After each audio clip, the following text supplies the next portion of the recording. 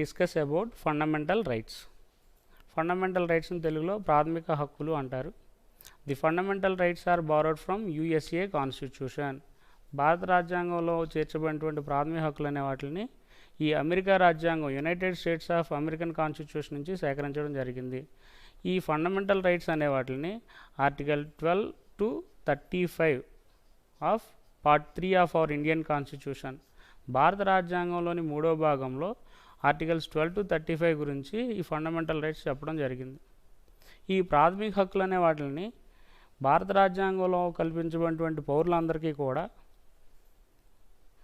ఎటువంటి ఇబ్బంది కలిగినప్పటికీ కూడా వాటిని తమను తాము రక్షించుకోవడానికి ఏర్పాటు చేసుకున్నటువంటివి ప్రాథమిక హక్కులు. These fundamental rights are very important for the development of Indian citizens. పౌరులు అనేవాళ్ళు తమను తాము అభివృద్ధి చేసుకోవడానికి మాత్రమే ఈ ప్రాథమిక హక్కులు అనే వాటిని మనం చేర్చడం జరిగింది భారత రాజ్యాంగంలో. There are 7 fundamental rights at the beginning of our Indian constitution. భారత రాజ్యాంగాన్ని రచించినటువంటి కొత్తలో 7 ప్రాథమిక హక్కులు అనే వాటిని కల్పించడం జరిగింది.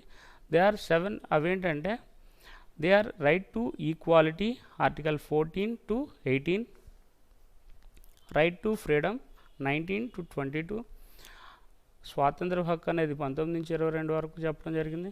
రైట్ అగెయిన్స్ట్ ఎక్స్ప్లాయిటేషన్ ఆర్టికల్ 23, 24, పీడనాన్ని లేదా దోపిడీని నిరోధించే హక్కు ఆర్టికల్ 23, 24లో చెప్పారు. Article freedom of religion 25 to 28, అంటే మత స్వాతంత్ర హక్కు అనేటువంటి దాన్ని ఆర్టికల్ 25 నుంచి 28 వరకు చెప్పడం జరిగింది. Right to education and culture article 29 to 30, అంటే విద్యా సాంస్కృతిక హక్కు అనేదాన్ని ఉండాలని భారత రాజ్యాంగంలో ప్రాథమిక హక్కులు కల్పించారు. అలాగే right to constitutional remedies article 32. Here ఇక్కడ మనం చూసుకుంటే ఆర్టికల్ 29, 30 తర్వాత 31 లేదు, ఆర్టికల్ 31 లేదు.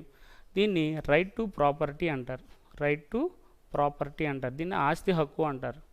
ఈ ఆస్తి హక్కు అనేది ప్రారంభంలో మన భారతదేశానికి స్వాతంత్రం వచ్చిన తర్వాత మన రాజ్యాంగాన్ని రచించిన కొత్తలో ఈ 1950లో మాత్రం ఈ యొక్క ప్రాథమిక హక్కుల్లో ఈ రైట్ టు ప్రాపర్టీ అనేది చేర్చడం జరిగింది.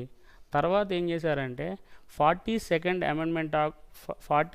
అమెండ్మెంట్ యాక్ట్ ఆఫ్ ఇన్ 1976, 1976లో 42వ రాజ్యాంగ సవరణ తీసుకొచ్చిన తర్వాత ఈ right to property is a legal right. It is declared as a legal right and abolished from the fundamental rights. అంటే ప్రాథమిక హక్కుల్లోంచి ఆర్టికల్ 31 అనే దాన్ని తొలగించేసి ఇది లీగల్ రైట్గా ఉంటుంది, ఇది ఫండమెంటల్ రైట్ కాదని డిక్లేర్ చేయడం జరిగింది.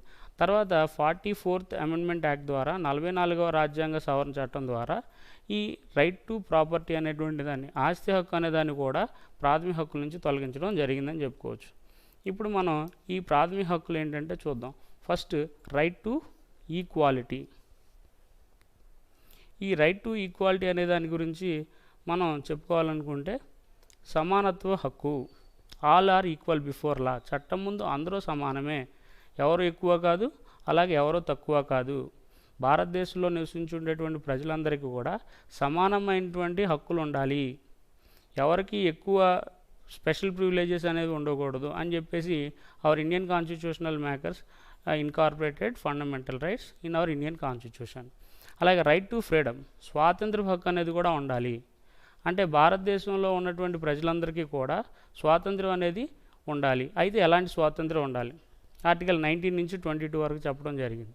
అలాగే right against exploitation article 23 and 24, అంటే పీడనాన్ని లేదా దోపిడీని నిరోధించే హక్కు ఆర్టికల్ 23, 24లో చెప్పడం జరిగింది.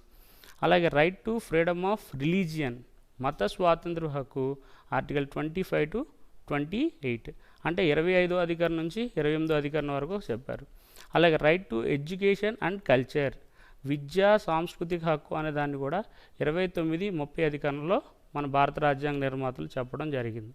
అలాగే right to constitutional remedies. Right to constitutional remedies అంటే రాజ్యాంగ పరిరక్షణ హక్కు లేదా రాజ్యాంగ పరిహార హక్కు అంటారు ఆర్టికల్ 32 ప్రకారంగా. The right to enforce rights అంటారు. ఈ రాజ్యాంగ పరిహార హక్కు అనేది హక్కుల అమలుకే హక్కు.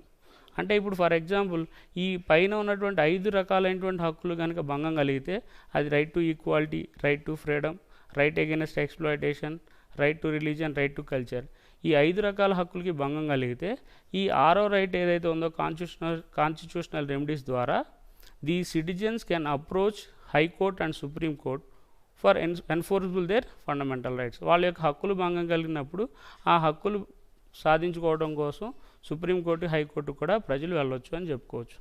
అయితే ఫీచర్స్ ఆఫ్ ఫండమెంటల్ రైట్స్, ప్రాథమిక హక్కులకు ఉన్నటువంటి లక్షణాలు ఏంటో తెలుసుకుందాం. These fundamental rights are integral part of the Indian constitution. భారత రాజ్యాంగంలో ఈ ప్రాథమిక హక్కులు అనేవి ఒక అంతర్భాగంగా ఉంటాయి. అలాగే they cannot be changed by ordinary laws, అంటే సాధారణ చట్టాల ద్వారా మనం ఈ ప్రాథమిక హక్కులు అనే వాటిని మనం మార్చుకోవడానికి వీల్లేదు. Some special provisions can be made amendment of the fundamental rights.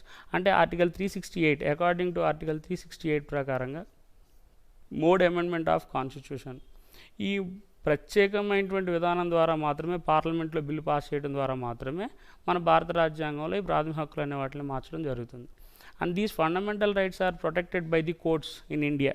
భారతదేశంలో ఉన్నటువంటి న్యాయస్థానాల ద్వారా కూడా ఈ ప్రాథమిక హక్కులు అనే వాటిని మనం రక్షించుకోవచ్చు.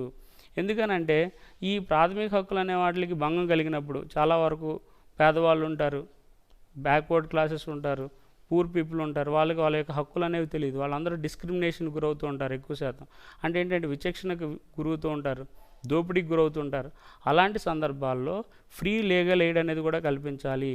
అంటే వాళ్ళకి ఎవరికైతే ఆర్థిక స్తోమత లేదో న్యాయస్థానాలకు వెళ్ళి వాళ్ళ యొక్క సమస్యను పరిష్కరించుకోలేనటువంటి సందర్భాల్లో కూడా వాళ్ళకి ఉచితంగా న్యాయ సహాయం కూడా అందించేటువంటి అధికారం సుప్రీంకోర్టు అండ్ హైకోర్టు ఇవ్వడం జరిగింది.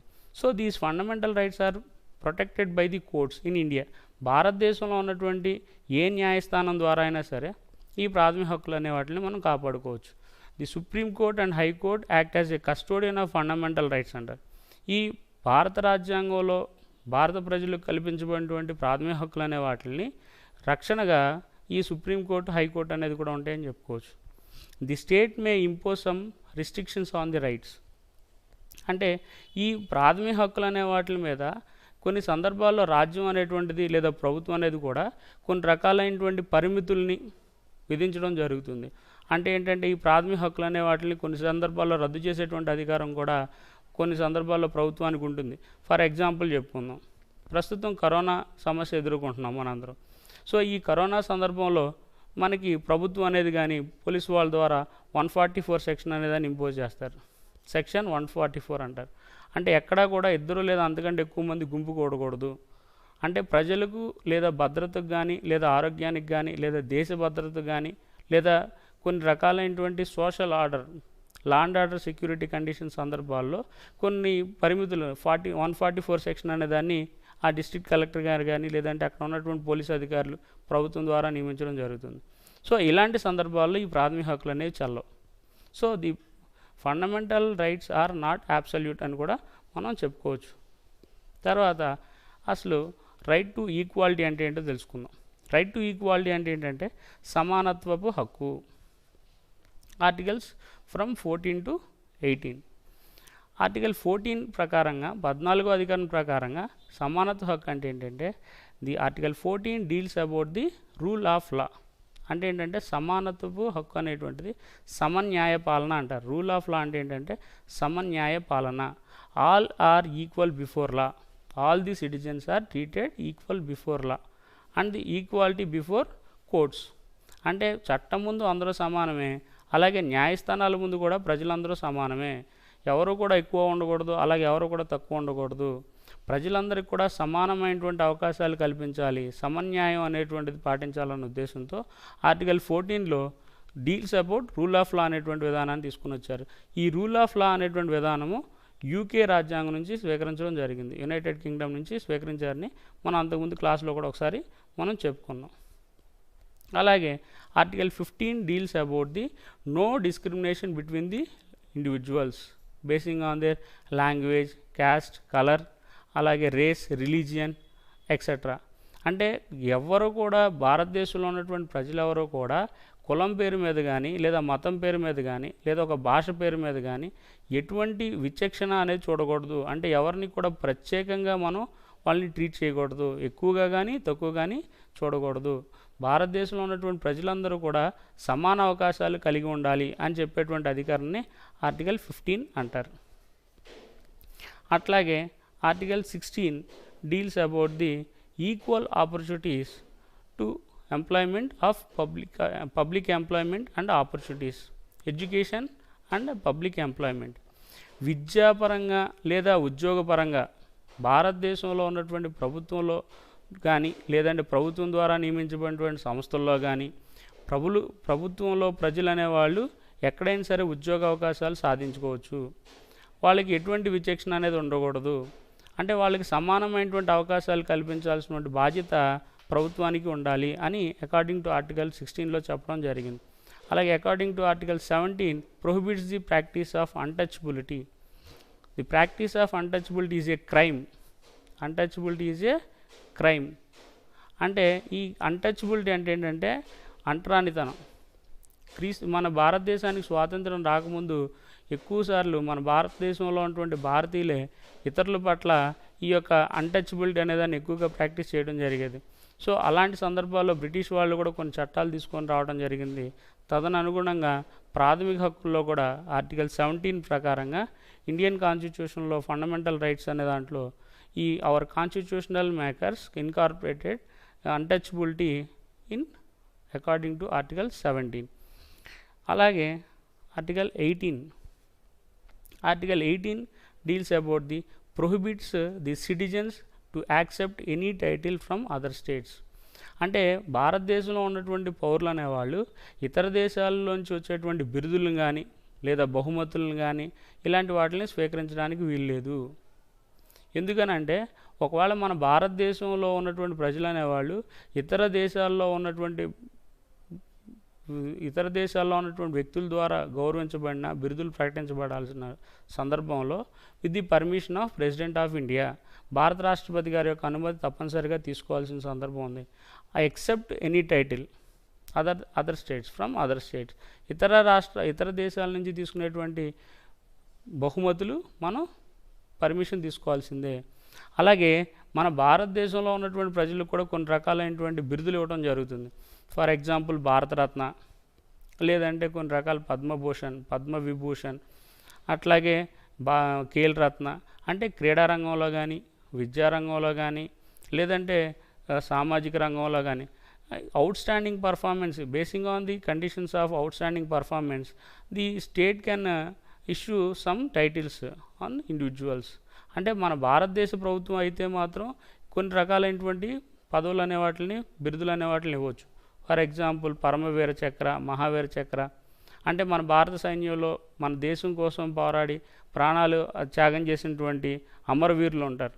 సో వాళ్ళ కుటుంబాలకు కానీ లేదా చనిపోయిన వాళ్ళకి కానీ కొన్ని రకాలైనటువంటి బిరుదులు ఇస్తూ ఉంటారు మన దేశం తరపు నుంచి. అలాంటి వాళ్ళు మినహాయించి, సో అలాంటి భారతదేశ ప్రభుత్వం ద్వారా ఇవ్వబడినటువంటి బిరుదులు మినహాయించి మిగిలిన వాళ్ళందరూ సమానమే. అంటే ఎవరో ఎక్కువ కాదు, ఎవరో తక్కువ. అంటే మన భారతదేశ రాజ్యాంగం ప్రకారంగా రైట్ టు ఈక్వాలిటీలో 14 to 18 ఏం చెప్తున్నారంటే అందరూ సమానమే, కానీ except any titles from our state or other state. అంటే ఇతర దేశాల్లో నుంచి తీసుకునేటువంటి బిరుదులు మన భారతదేశ ప్రభుత్వం ద్వారా అనుమతి పొందితే తీసుకోవచ్చు.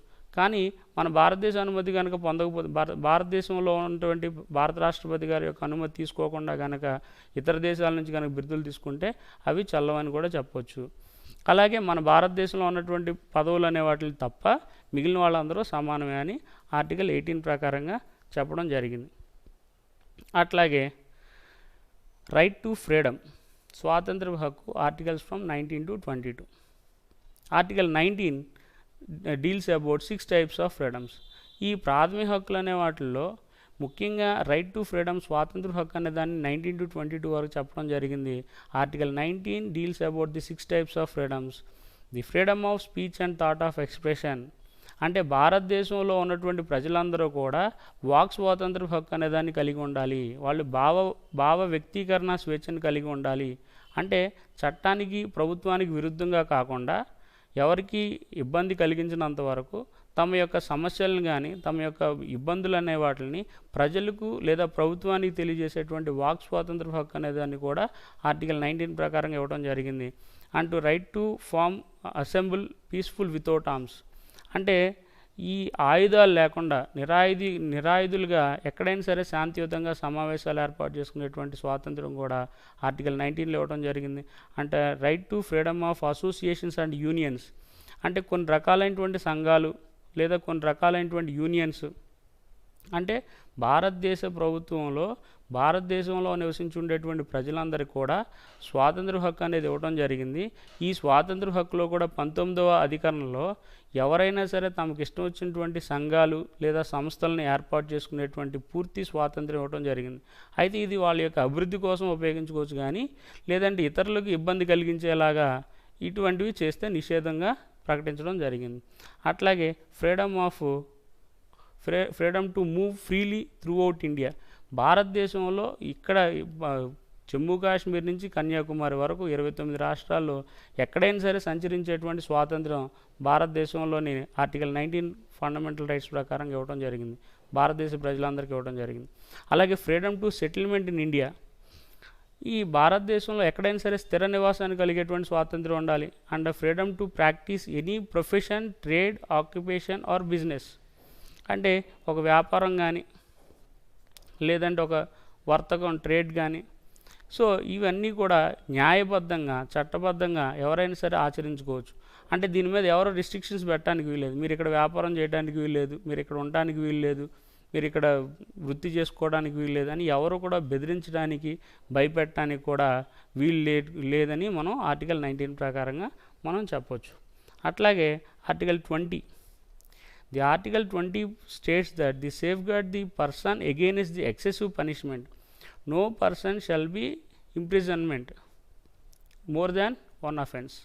అంటే ఒక వ్యక్తి అనే అతన్ని ఎక్కువగా ఒక శిక్ష కంటే ఎక్కువ శిక్షలు విధించకూడదు. అతను ఎన్ని తప్పులు చేసినా కూడా దాని చట్ట ప్రకారం ఒక శిక్ష అనేది మాత్రం విధించాలి. So safeguard the person against the excessive punishment, అంటే ఒక వ్యక్తి అనే అతన్ని ఒక పౌరుడికి ఉన్నటువంటి హక్కులు అనే వాటికి భంగం కలిగేలాగా అతనికి ఎక్కువ సార్లు కనుక శిక్ష అనేది విధించడాన్ని కూడా రద్దు చేయడం జరిగింది. అలాగే according to article 21, protection of life and personal Liberty of the people, ప్రజలకు ఉన్నటువంటి వ్యక్తిగత స్వేచ్ఛ స్వాతంత్రాన్ని కూడా మనం రక్షించుకునేటువంటి హక్కు ఇవ్వటం జరిగింది.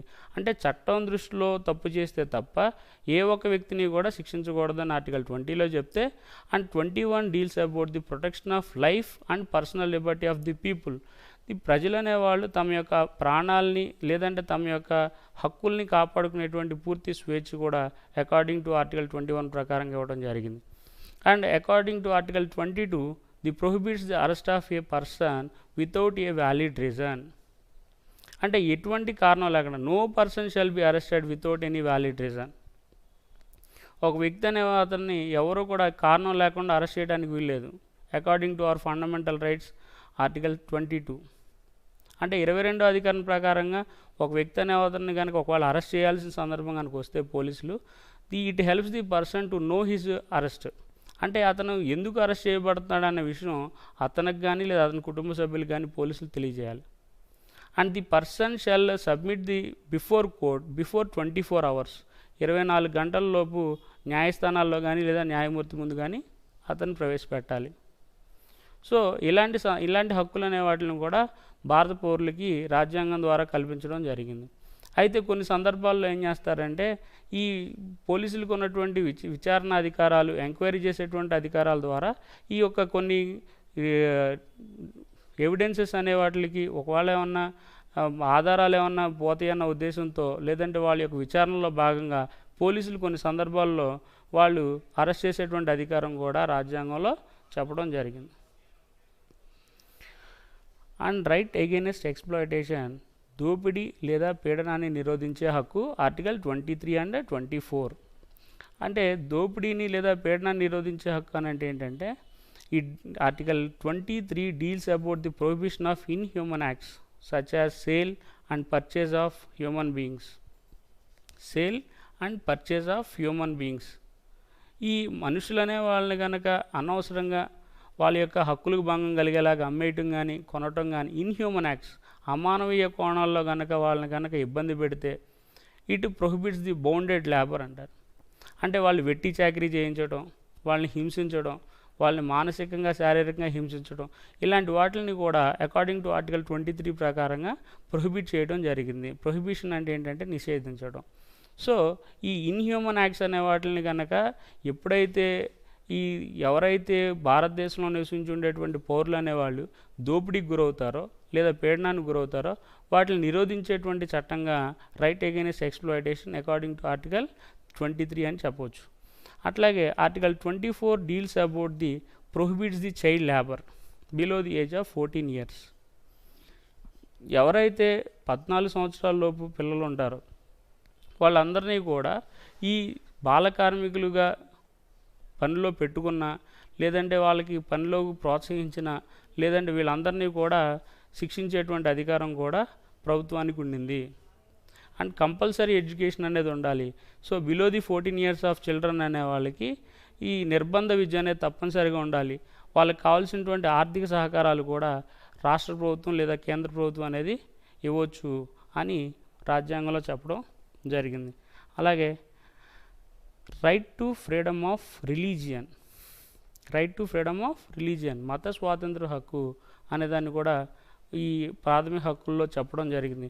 It is also one of the important fundamental rights in our Indian constitution and according to article 25 to 28 deals about the freedom of religion are right to religion. అంటే మత స్వాతంత్ర హక్కు అనే దాన్ని కూడా ఈ ప్రాథమిక హక్కులు అనే వాటిల్లో ఏదైతే 25 నుంచి 28 వరకు చెప్పారో ఇది చాలా ముఖ్యమైనటువంటి ఫండమెంటల్ రైట్గా మనం చెప్పవచ్చు. Article 25 deals about the practice of any religion of their choice. Every citizen must practice, propagate and profess any religion of their choice.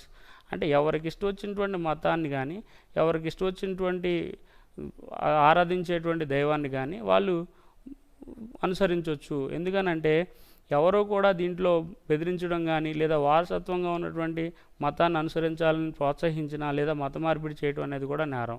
So ఎవరి ఇష్టం వచ్చినటువంటి మతాన్ని వాళ్ళు స్వీకరించేటువంటి పూర్తి స్వేచ్ఛ స్వాతంత్రాలు కూడా ఆర్టికల్ 25 ప్రకారంగా మన భారత రాజ్యాంగ నిర్మాతలు ఈ మత స్వాతంత్ర హక్కులో చేర్చడం జరిగింది. అలాగే article 26 deals about the religious institutions can manage their religious affairs. And the religious affairs ఏవైతే ఉంటాయో మతపరమైనటువంటి కార్యకలాపాలు అనే వాటిని కూడా కొన్ని రకాలైనటువంటి మత ప్రాతిపదికన ఏర్పడినటువంటి సంస్థలు అయితే ఉంటాయి. ఆ సంస్థలు అనే వాటిలు వాళ్ళ యొక్క మత ప్రచారాన్ని కానీ మతానికి సంబంధించినటువంటి బోధన కానీ చేసుకోవచ్చు. ఫర్ ఎగ్జాంపుల్ కొన్ని రకాలైనటువంటి ఆశ్రమాలు ఉంటాయి, అలాగే కొన్ని రకాలైనటువంటి మదర్సాలు ఉంటాయి, లేదా కొన్ని రకాలైనటువంటి క్రిస్టియన్ మిషనరీస్ ఉంటాయి. సో ఇట్లాగా the religious trust can also maintain their religious activities through there religious funds.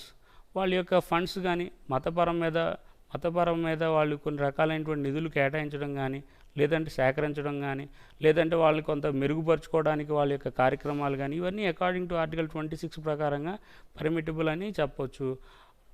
Article 26 ప్రకారం.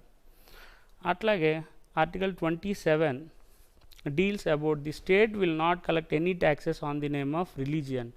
అంటే రాజ్యం అనేటువంటిది ప్రభుత్వం చేతిలో ప్రభుత్వం పేరు మీద ఎటువంటి పన్నులు వసూలు చేయడానికి వీల్లేదు. The state shall not collect any taxes basing on the name of religion. So మతం పేరు మీద కనుక మీరు ఆ పన్నులు వసూలు చేయడం కూడా తప్పే. ఎందుకంటే ఇది ప్రభుత్వం. మీకు ఇక్కడ ఒక ఎగ్జాంపుల్ చెప్పుకోవచ్చు. ఇప్పుడు అదేంటండి, కొన్ని రకాలైనటువంటి మతం పేరు మీద కొన్ని డబ్బులు వసూలు చేస్తుంటారు కదా అని అంటే, అవును, ప్రభుత్వం తరపు నుంచి కాకుండా వ్యక్తిగతంగా కనుక ఎవరైనా సరే వసూలు చేసుకోవచ్చు. అది కూడా బలవంతంగా వసూలు చేయడం అనేది నేరము. కానీ ఎవరైనా ఇష్టప్రకారంగా అడగటం కానీ ఇష్టప్రకారంగా ఇవ్వటం అనేది మాత్రం పర్మిటబులే. కానీ according to our Indian constitution and according to also our 27th article, the state will not collect or encourage any collective taxes on the name of religion. అంటే మతం పేరు మీద కానీ లేదంటే ప్రభుత్వం తరపున కానీ వాళ్ళ యొక్క ట్యాక్సెస్ అనే వాటిని వసూలు చేయడానికి వీలు లేదు అని చెప్పడం జరిగింది. అలాగే article 28 deals about the educational institutions must not given any religious instructions to the people. అంటే ప్రభుత్వం తరపు నుంచి ఎవరో కూడా ఈ యొక్క విద్యా సంస్థల్లో ఈ మతపరమైనటువంటి బోధనలు కానీ లేదంటే ఎవరికైనా ఎక్కువ ప్రాధాన్యత ఇవ్వటం కానీ, లేదంటే ఎవరికైనా తక్కువ ప్రాధాన్యత కానీ ఇవ్వడానికి వీల్లేదు. సో ఇక్కడ అదే అంటారు, the educational institutions must not give any religious instructions to the people. And article right to education and culture article 29, 30. So విద్యా సాంస్కృతిక హక్కు అనే దాన్ని కూడా ఆర్టికల్ 29, 30 ప్రకారంగా చెప్పడం జరిగింది. According to article 29, every citizen can protects his own language, culture and script. అంటే భారతదేశంలో ఉన్నటువంటి ప్రజలు అందరూ కూడా తమ యొక్క సొంత భాషను కానివ్వండి, లేకపోతే సంస్కృతులు కానివ్వండి, సంప్రదాయాలు కానివ్వండి, ఆచార వ్యవహారాలు అనే వాటిని కూడా వాళ్ళు కాపాడుకోవచ్చు అకార్డింగ్ టు ఆర్టికల్ 29 ప్రకారంగా. అంటే ఉదాహరణకి కొన్ని రకాలైనటువంటి బ్యాక్వర్డ్ క్లాసెస్ ఉంటారు, షెడ్యూల్డ్ ట్రైబల్స్ ఉంటారు. ఈ ఎవరైతే వెనకబడినటువంటి తరగతులు, లేదంటే కొన్ని గిరిజన ప్రాంతాల్లో, అటవీ ప్రాంతాల్లో ఉండేటువంటి ప్రజలు ఉంటారో వాళ్ళకు కావాల్సినటువంటి భాషలు, లేదంటే వాళ్ళ యొక్క ఆచారాలు, లేదంటే వాళ్ళ యొక్క పండగలు, లేదంటే వాళ్ళ యొక్క సంస్కృతులు, సంప్రదాయాలు, their festivals, their religious languages, institutions, వాళ్ళ రిలీజియస్ అఫైర్స్, అంటే వాళ్ళ యొక్క మతపరమైనటువంటి కార్యక్రమాలు కానివ్వండి, భాషాపరమైన, సంస్కృతిపరమైనటువంటి, విద్యాపరమైనటువంటి దేనైనా సరే వాళ్ళు కాపాడుకునేటువంటి అధికారం right to culture and education ద్వారా అకార్డింగ్ టు ఆర్టికల్ 29 ప్రకారంగా భారత రాజ్యాంగంలో చెప్పడం జరిగింది. అలాగే article 30, the article 30 deals about the prohibits the special treatment in the admissions of government institutions. ఈ ప్రభుత్వ సంస్థలు ఏవైతే ఉంటాయో అవి విద్యా సంస్థలు అవ్వచ్చు, లేదంటే ప్రభుత్వ సంస్థలు అవ్వచ్చు. Either the government institutions can be either government educational institutions or public offices. The state shall not encourage the special treatment in the admissions in these organisations according to article 30. భారత రాజ్యాంగంలో 30 అధికారం ప్రకారంగా ఈ యొక్క ప్రత్యేకమైనటువంటి ఎవరికి సౌకర్యాలనే వాటిని రాజ్యాంగం కల్పించేటువంటి హక్కులు మినహా, except the constitutional reservation categories, there can be all are equal before law. అలాగే విద్యా సంస్థల్లో, మరి ముఖ్యంగా ప్రభుత్వ విద్యా సంస్థల్లో మాత్రం ఈ యొక్క ప్రత్యేకమైనటువంటి అనుమతి అనేది నిషేధించడం జరిగింది. అలాగే special treatment in admissions in the governmental institutions can B prohibit అనుకున్నాం. అయితే ఇక్కడ స్పోర్ట్స్, కొంతమంది ఎవరైతే స్పోర్ట్స్ ఈ క్రీడా రంగంలో కానివ్వండి, లేకపోతే వాళ్ళకి కావాల్సినటువంటి యాక్టివిటీస్, లేదంటే వాళ్ళకి మెరిట్ లిస్ట్లో వచ్చినటువంటి వాళ్ళకి మినహాయించడం జరుగుతుంది. మెరిట్ వాళ్ళకి బేస్ మాత్రం వాళ్ళకి ఉన్న వాళ్ళలో కూడా ఎక్కువ సందర్భాల్లో కనుక వాళ్ళకి ఎక్కువ అవకాశాలు ఉన్నప్పుడు ప్రభుత్వం ఆటోమేటిక్గా వాళ్ళకి ప్రత్యేకమైనటువంటి అనుమతి ఇవ్వచ్చు. వాళ్ళు మినహాయించేసి అనవసరంగా అది కారణం లేకపోయినా కూడా వాళ్ళకి ఎటువంటి ప్రత్యేకంగా వాళ్ళకి అనుమతులు అనేవి ఇవ్వటం నిషేధించడం జరిగింది అకార్డింగ్ టు ఆర్టికల్ 30 ప్రకారంగా. అలాగే next article right to property article 31. The article 31 deals about the right to property, ఆస్తి హక్కు. ఇన్ 1950 సంవత్సరంలో at the beginning of our Indian constitution, మన భారత రాజ్యాంగం రచించినటువంటి కొత్తలో ఈ ఆర్టికల్ 31 అనేటువంటిది కూడా it is also one of the fundamental right. అంటే ప్రాథమిక హక్కుల్లో కూడా ఇది ఒక రైట్ టు ప్రాపర్టీ అనేటువంటిది కూడా ఉంది. అయితే ఏం చేశారంటే ఈ ఆర్టికల్ 31ని ఈ 1976 42nd అమెండ్మెంట్ యాక్ట్ ద్వారా, ఈ 1976 సంవత్సరంలో ఈ 42వ రాజ్యాంగ సవరణ ద్వారా 42nd అమెండ్మెంట్ యాక్ట్ అంటే 42వ రాజ్యాంగ సవరణ ద్వారా ఈ యొక్క రైట్ టు ప్రాపర్టీ అనే దాన్ని declared as a legal right. అంటే ఈ యొక్క ఆస్తి హక్కు అనేటువంటిది చట్టబద్ధమైన హక్కు మాత్రమే, కానీ ఇది ఆస్తి హక్కు అనేటువంటిది ప్రాథమిక హక్కు కాదు అని చెప్పడం జరిగింది. ఆఫ్టర్ 44th అమెండ్మెంట్ యాక్ట్ తర్వాత 44వ రాజ్యాంగ సవరణ ద్వారా ఈ యొక్క the right to property can be deleted in the fundamental rights list. ఈ ప్రాథమిక హక్కుల జాబితాలో నుంచి ఈ ఆస్తి హక్కు అనే దాన్ని కూడా మనం తొలగించడం జరిగింది. And the last right to constitutional remedies, అంటే రాజ్యాంగ పరిహారపు హక్కు లేదా రాజ్యాంగ పరిరక్షణ హక్కు అంటారు. The right to constitutional remedies article 32 deals about the protection of above the all fundamental rights. ఇప్పుడు వరకు చెప్పుకున్న ప్రాథమిక హక్కులు అన్నీ కూడా ఉంటాయి. అవేంటి? రైట్ టు ఈక్వాలిటీ చెప్పుకున్నాం, అలాగే రైట్ టు ఫ్రీడమ్ 19 to 22 చెప్పుకున్నాం, అంటే స్వాతంత్ర హక్కు 19 నుంచి 22 వరకు చెప్పుకున్నాం. Right against exploitation article 23 to 24, అలాగే పీడనాన్ని నిరోధించే హక్కు 23, 24, అలాగే right to freedom of religion article 25 to 28, అంటే మత స్వాతంత్ర హక్కు 25 నుంచి 28 వరకు అధికారంలో చెప్పుకున్నాం. అలాగే right to education and culture article 29, 30 చెప్పుకున్నాం. సో ఇప్పటివరకు జరిగినటువంటి హక్కులన్నీ కూడా, ఇప్పటివరకు చెప్పుకున్న హక్కులన్నీ కూడా ఎక్సెప్ట్ పొలిటికల్ రైట్, ఆస్తి హక్కు మినహాయించి ఇప్పటివరకు జరిగినటువంటి హక్కులన్నిటికీ కూడా భంగం కలిగితే according to right to constitutional remedies article 32 ప్రకారంగా the citizens can approach the high court and the supreme court. ఈ హైకోర్టు సుప్రీంకోర్టుకి భారత ప్రజలు అనేవాళ్ళు వెళ్ళొచ్చు. ఎందుకంటే citizens can protect there fundamental rights through this right. అంటే దీన్ని ఇంకో మాట కూడా అనొచ్చు, మనం హక్కులు అమలుకే హక్కు అనొచ్చు. అంటే ఏంటంటే రాజ్యాంగ పరిహారపు హక్కు అనేది రైట్ టు ఎన్ఫోర్స్ రైట్స్, అంటే హక్కుల్ని మనం ఒక హక్కులు ఉన్నప్పుడు ఆ హక్కుల్ని అమలు చేసుకోవడానికి ఏర్పాటు చేసుకునేటువంటి హక్కే article 32 right to constitutional remedies అంటారు. సో ఎప్పుడైతే ఈ హైకోర్టుకి సుప్రీంకోర్టుకి ఆ హక్కుల భంగం కలిగినటువంటి భారత పౌరులు అనే వాళ్ళు వెళ్తారో, the high court and Supreme Court issues several writs. ఈ అనేక రకాలైనటువంటి రిట్లను జారీ చేసేటువంటి అధికారం సుప్రీంకోర్టుకి అండ్ హైకోర్టుకి ఇవ్వడం జరుగుతుంది. Writs is a legal orders issued by the high court and supreme court. ఈ రిట్స్ అంటే ఈ లీగల్ ఆర్డర్స్, చట్టబద్ధమైన లేదా న్యాయబద్ధమైనటువంటి ఆదేశాలనే లీగల్ ఆర్డర్స్, చట్టబద్ధమైనటువంటి ఆదేశాలనే రిట్స్ అంటారు. ఈ కొన్ని రకాలైనటువంటి రిట్స్ ఎగ్జాంపుల్ చెప్పుకుందాం. హెబియస్ కార్పస్ అంటారు. Habeas corpus, mandamus, quo warranto, certiorari, prohibition. So ఇలాంటి రకాలైనటువంటి రిట్లు అనే వాటిని హైకోర్టు సుప్రీంకోర్టు కొన్ని ప్రత్యేకమైనటువంటి సందర్భాల్లో కూడా విధించడం జరుగుతుంది. సో ఈ విధంగా కూడా మన హక్కులను మనం రక్షించుకోవచ్చు. అట్లాగే next restrictions of the fundamental rights. ప్రాథమిక హక్కుల మీద ఉన్నటువంటి పరిమితులు ఏంటంటే, ప్రాథమిక హక్కులు కొన్ని సందర్భాల్లో కూడా నిషేధించవచ్చు. ప్రాథమిక హక్కులను కూడా మనం కొన్ని సందర్భాల్లో వాళ్ళ మీద కొన్ని ఆంక్షలు విధించవచ్చు అని చెప్పుకోవచ్చు. During the time of emergency the fundamental rights are suspended by the union government in time of emergency. ఈ కేంద్ర ప్రభుత్వం అనేది కొన్ని రకాలైనటువంటి అత్యవసర సమయాల్లో మాత్రం ఈ ప్రాథమిక హక్కులు అనే వాటిని రద్దు చేయడం జరుగుతుంది. ఎగ్జాంపుల్ ఆర్టికల్ 352 అంటారు. ఆర్టికల్ 352 దీన్ని ఏమంటారంటే నేషనల్ ఎమర్జెన్సీ అంటారు, జాతీయ అత్యవసర పరిస్థితి. సో ఈ ఆర్టికల్ 352, ఆర్టికల్ 356, ఆర్టికల్ 360 అనేటువంటివి ఈ భారత రాష్ట్రపతి గారు, the president of India can impose these 3 types of emergency powers. అంటే భారతదేశంలో రాజ్యాంగం ప్రకారంగా భారత రాష్ట్రపతి గారికి ఉండేటువంటి అత్యున్నతమైనటువంటి లేదా అత్యవసరమైనటువంటి అధికారాలని 3 రకాలుగా వర్గీకరించారు.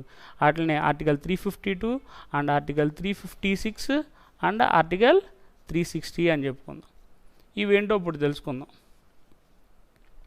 Article 352 is called national emergency, అంటే జాతీయ అత్యవసర పరిస్థితి. అంటే the state shell protect our country internally and externally. మన దేశం అనేది మనం అంతర్గతంగా బహిర్గతంగా మనల్ని మనం కాపాడుకోవచ్చు. కానీ కొన్ని సందర్భాల్లో ఈ థ్రెట్ ఆఫ్ వార్, భారతదేశం లోపల కానీ లేదంటే భారతదేశం బయట కానీ యుద్ధ వాతావరణం వచ్చినటువంటి సందర్భాల్లో కొన్ని రకాలైనటువంటి అత్యవసర పరిస్థితులు వచ్చినప్పుడు ఆర్టికల్ 352 అనేదాన్ని భారత రాష్ట్రపతి గారు విధిస్తారు. ఫర్ ఎగ్జాంపుల్, రీసెంట్గా చైనా వాళ్ళు మన యొక్క భారతదేశ భూభాగంలోకి వచ్చేసి మన మిలిటరీ సోల్జర్స్ అనే వాళ్ళని చంపేశారు. సో వాళ్ళు ఏం చేశారంటే, ఇటు పాకిస్తాన్ వాళ్ళు కానివ్వండి, అటు చైనా వాళ్ళు కానివ్వండి, లేదా నేపాల్, భూటాన్, బంగ్లాదేశ్, శ్రీలంక, సో మన భారతదేశం అనుమతి లేకుండా వాళ్ళు ఎవరైతే మన దేశంలో కనుక external war or threat of war, అంటే వాళ్ళు కనుక దాడి చేస్తారన్న ఉద్దేశంతో కానీ లేదా దాడి చేసిన సందర్భాల్లో భారతదేశ ప్రధానమంత్రి గారి యొక్క ఆలోచనలు, ప్రధానమంత్రి గారి యొక్క సలహా మేరకు లేదా పార్లమెంట్ సజెషన్ మేరకు the president can impose president rule on that entire country. ఇలాంటి సందర్భాల్లో మనకు ఫండమెంటల్ రైట్స్ ఉండవు. అంటే మనం ఇందాక అంతకుముందు చెప్పుకున్నాం, India is a federal government with unitary features అంటారు. భారతదేశం అనేది సమాఖ్య ప్రభుత్వం, సమాఖ్య లక్షణాలు కలిగినటువంటి కేంద్ర ప్రభుత్వం. In times of normal conditions all are federal country, all are having their own business in different types. They have own fundamental rights. వాళ్ళు ఏం చేస్తారంటే ఎవరి వ్యాపారాలు వాళ్ళు, ఎవరి హక్కులు వాళ్ళు సాధారణ సందర్భాల్లో కలిగి ఉంటారు. ఇన్ టైమ్ ఆఫ్ ఎమర్జెన్సీ, ఒకవేళ కనుక అత్యవసర సమయాలు కనుక వచ్చినప్పుడు ఏం చేస్తారంటే యూనిటీ ఇన్ డైవర్సిటీ, భిన్నత్వంలో ఏకత్వం, మనందరం ఒకటే. నువ్వు ఏ రాష్ట్రంలో ఉన్నా, ఏ భాష మాట్లాడినా, ఏ ప్రభుత్వం ఉన్నప్పుడు కూడా మనందరం కూడా భారతీయులమే, ఏకేంద్ర లక్షణాలు కలిగి ఉంటాం. అలాంటి సందర్భాల్లో కేంద్ర ప్రభుత్వంలో ఆర్టికల్ 352 అనే దాన్ని కూడా భారత రాష్ట్రపతి గారు విధిస్తారు. నేషనల్ ఎమర్జెన్సీ వచ్చిన సందర్భంలో కానివ్వండి, లేదంటే రాజ్యాంగ అత్యవసర పరిస్థితి అంటారు అకార్డింగ్ టు ఆర్టికల్ 356. దీన్ని కాన్స్టిట్యూషనల్ ఎమర్జెన్సీ అంటారు. Whenever the constitutionally elected government fails to carry on the administration, on the advice of the governor, the president can impose president rule on that particular state. ఏదైనా ఒక రాష్ట్రంలో రాజ్యాంగం ద్వారా ఎన్నుకోబడినటువంటి ప్రభుత్వం ఎవరైతే ఉంటారో, ఈ ముఖ్యమంత్రి గారు లేదంటే అక్కడ ఉన్నటువంటి మంత్రిమండలి సరైనటువంటి అధికారాన్ని లేదంటే సరైన మెజారిటీ కనుక ఆ రాష్ట్రంలో లేనిటువంటి సందర్భాల్లో the governor is head of the state. ఆ గవర్నర్ అని ఆయన ఆ రాష్ట్రం మొత్తానికి కూడా అధిపతిగా ఉంటాడు. ఆయన యొక్క సలహా మేరకు the president can impose president rule on that particular state. అంటే అప్పుడు అలాంటి సందర్భాల్లో ఏ రాష్ట్రంలో అయితే ఆ రాజ్యాంగపరమైనటువంటి అత్యవసర పరిస్థితి వస్తుందో ఆ రాష్ట్రంలో మాత్రమే భారత రాష్ట్రపతి గారు అత్యవసర పరిస్థితిని విధిస్తారు. అలాంటి సందర్భాల్లో ఫండమెంటల్ రైట్స్ అనేవి పనికిరావు. అలాగే article 360 financial emergency. Article 360 financial emergency, ఆర్థికపరమైనటువంటి అత్యవసర పరిస్థితి. When the entire country the financial instability, ఒకవేళ ఆర్థికపరమైనటువంటి అసమానతలు కనుక వచ్చినప్పుడు లేదంటే ఆర్థికపరమైనటువంటి అత్యవసర పరిస్థితులు వచ్చినప్పుడు కూడా భారత రాష్ట్రపతి గారు ఏం చేస్తారంటే ఈ యొక్క ఆర్థిక అత్యవసర పరిస్థితిని విధిస్తారు. కన్సాలిడేటెడ్ ఫండ్ ఆఫ్ ఇండియా అంటారు, భారత సంఘటిత నిధి లేదా ఆగంతుక నిధి. దాంట్లో కొంత అమౌంట్ తీసుకొని ఇవ్వటం జరుగుతుంది. అట్లాగే కొన్ని రకాలైనటువంటి ప్రభుత్వ అధికారులు లేదా సుప్రీంకోర్టు ప్రధాన న్యాయమూర్తి లేదా ప్రధానమంత్రి ఇలాంటి వాళ్ళ యొక్క అధికారులు, లోక్సభ స్పీకర్, వీళ్ళ యొక్క జీతభత్యాలు లేదా వాళ్ళకు వచ్చేటువంటి వసతులను కూడా తగ్గించేటువంటి పూర్తి అధికారం భారత రాష్ట్రపతి గారికి ఉండింది. కాకపోతే ఇప్పుడు వరకు ఈ ఆర్టికల్ 360 అనేటువంటిది భారతదేశానికి స్వాతంత్రం వచ్చిన తర్వాత ఇంప్లిమెంట్ చేయలేదని మనం చెప్పుకోవచ్చు. So during the time of emergency the fundamental rights are suspended by the union government. So ఇప్పుడు వరకు మనం చెప్పుకున్నటువంటి ప్రాథమిక హక్కులు అనేవి అత్యవసర సమయాల్లో లేదంటే రాజ్యాంగపరమైనటువంటి అత్యవసర సమయాల్లో కానీ లేదా కేంద్ర రాష్ట్ర ప్రభుత్వాలు విధించేటువంటి ఆంక్షల సమయంలో కానీ ఈ యొక్క ప్రాథమిక హక్కులు అనేవి వాటిని రద్దు చేయడం జరుగుతుంది. So these fundamental rights are not absolute. ఇవి ఖచ్చితంగా మనం అమలు చేయలేమని చెప్పవచ్చు. అలాగే the president of India can issue restrictions on all rights except article 2021 అంటారు. అంటే భారత రాష్ట్రపతి గారు ఉన్నటువంటి ప్రాథమిక హక్కులన్నీ కూడా రద్దు చేయొచ్చు, కానీ ఒక ఆర్టికల్ 20 అండ్ 21 మాత్రం రద్దు చేయడానికి వీల్లేదు అన్నారు. ఆల్రెడీ మనం చెప్పుకున్నాం ఆర్టికల్ 2021 ఏంటంటే ది ఆర్టికల్ 20 ప్రకారం ఏంటంటే no person shall be imposed excessive punishment. ఏ ఒక్క వ్యక్తి కూడా చట్టం దృష్టిలో తప్ప, చట్టాన్ని అతిక్రమిస్తే తప్ప అదనంగా తను శిక్షించడానికి వీల్లేదు.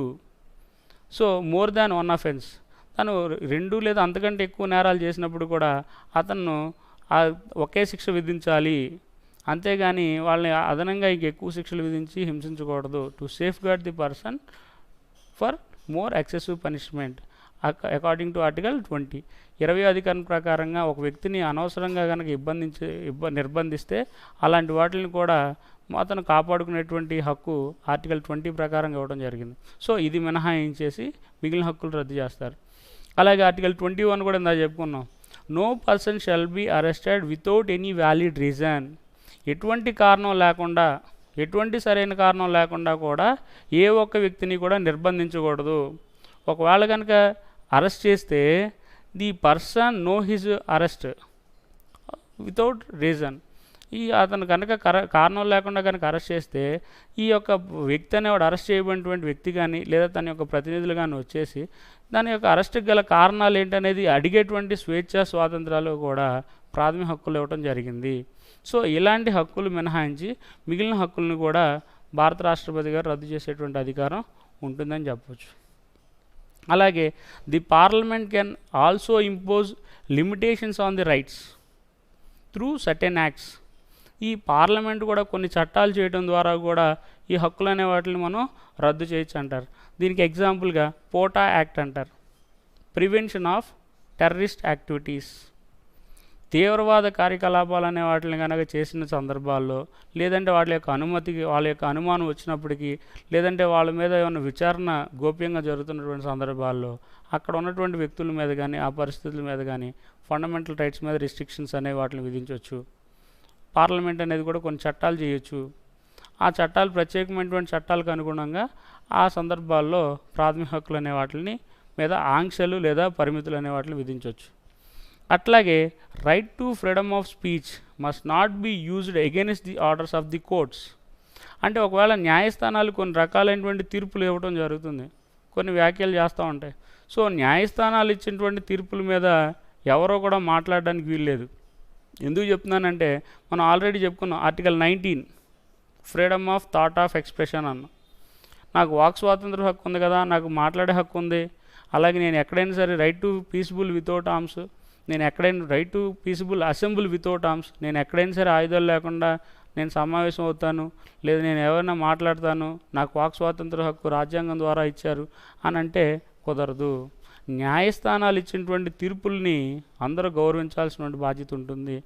లేకపోతే వాళ్ళు ఏమంటారంటే కంటెంప్ట్ ఆఫ్ కోర్ట్ అంటారు.